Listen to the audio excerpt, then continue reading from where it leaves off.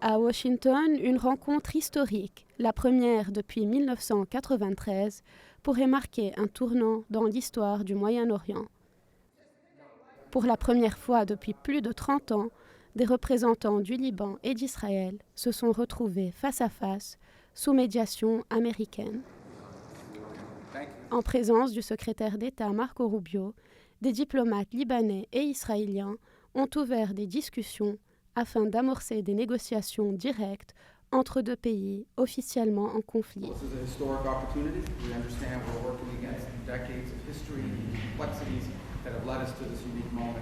And the opportunity here, I know some of you are shouting questions about ceasefires. This is a lot more than just about that. This is about bringing a permanent end to 20 or 30 years of Hezbollah's influence in this part of the world, and not just the damage it's inflicted on Israel, the damage it's inflicted on the Lebanese people.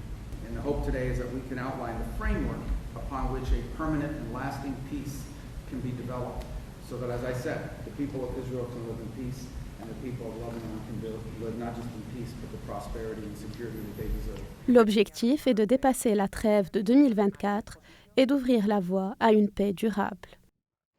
Washington insiste sur le désarmement du Hezbollah et le renforcement de l'État libanais. Israël, de son côté, pose la sécurité comme condition non négociable. I was honored to sit around a negotiating table with His Excellency Michel Issa, United States Ambassador to Lebanon, and to Her Excellency Nada Hamadi, the Lebanese Ambassador to Washington. We discovered today that we're on the same side of the equation. That's the most positive thing we could have come away with.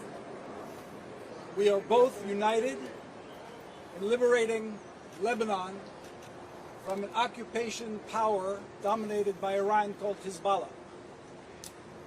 Lebanon is under their occupation, and we are suffering from their constant barrages of missiles and terror attacks trying to cross our border.